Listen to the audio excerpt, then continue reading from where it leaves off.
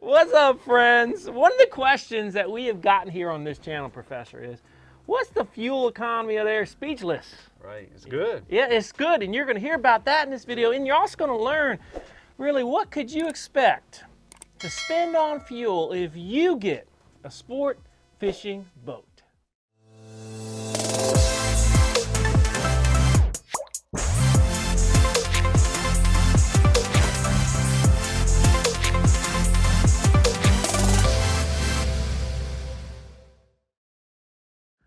All right, Professor, so let's start here. What are the factors that are going to dictate fuel economy when it comes to a good old sport fishing boat? Well, there's really a tremendous amount of factors. But just the boat itself, weight, width, length, drag, and then you have all the weather factors on top of that, like tide, wind. You're getting them beat up on a northeast wind, you're going to burn some more fuel that day. That's right. And you can't be as efficient sometimes, right? I mean, especially depending on the type of the boat, right? If it's a smaller boat, you're getting beat up. I mean, it really does vary. And when we say sport fishing boat, we're thinking anywhere, and of course, anywhere 30 and up.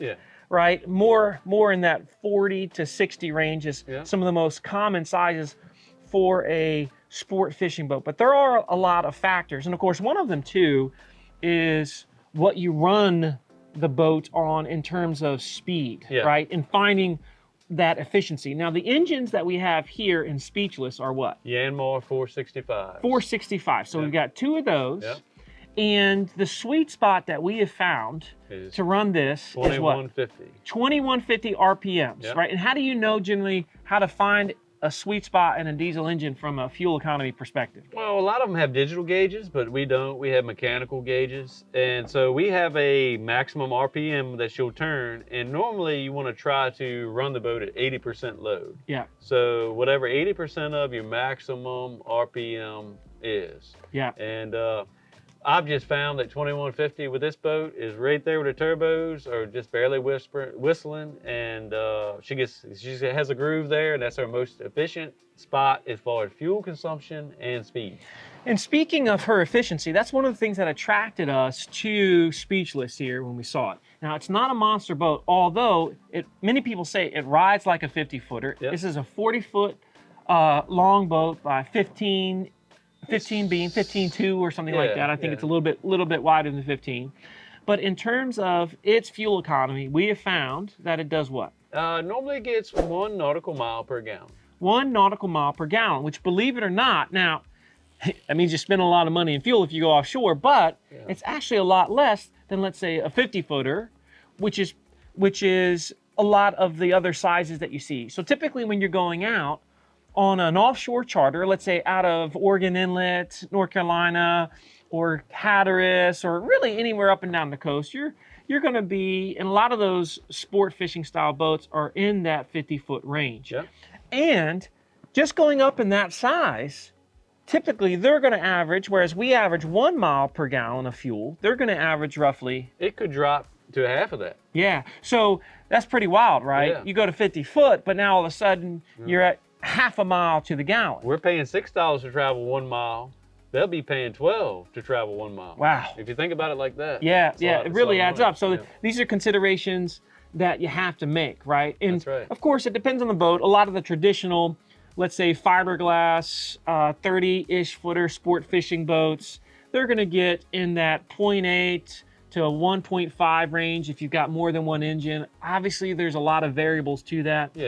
But in terms of the math of this boat, that means that if fuel is $6 per gallon, we average how many gallons of fuel burn per day if we're going out of Oregon Inlet. That's 9 miles to the bridge, 30-ish miles to the grounds at least, and then you're trolling throughout the day, so that adds a lot more miles throughout the day, and then you've got an additional 40-ish on your way back, right? So you're going quite a bit on a typical day. So the average fuel burn that we have on a typical charter is? On average, it's 175, but it can be 160 and it could be 190.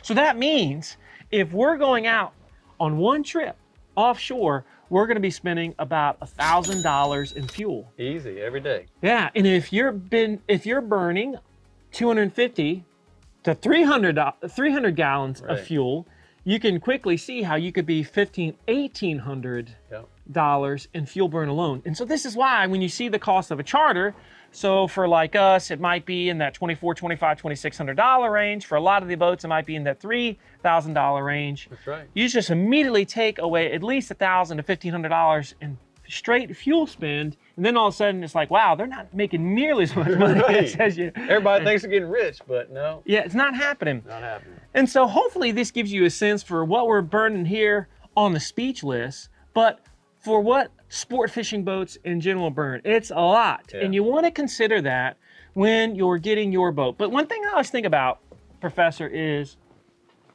and I really mean this, it might sound cheesy, but I actually think about this. When I am putting fuel in a boat, I'm thinking, I'm getting to do something right now that 99% of the world would love to do. That's right. We're fortunate. We are very fortunate. Yeah. And so if you're going to have a boat, you might as well go into it like, what an opportunity it is to be out there in the water and create those memories. Is it expensive? Yes, it's expensive. And hopefully this video has now given you a sense for just how expensive it is and what type of fuel economy you'll get if you have a sport fishing boat. But it's good times as always. We appreciate you. We hope you enjoy the channel. We want you to be a part of the Saltwater Fishing University community. Come join us on a charter here on Speechless, starting late April next year, 2023. It's gonna be a good time, Professor. I'm looking forward to fishing every day. Every day, Professor's gonna be down in the Outer Banks, and we've got people booking. A lot of you have already started booking trips for next year, so we're really, really excited about that. So let's go burn some fuel together. Make sure you like the video, subscribe, and until the next time, everyone, stay salty.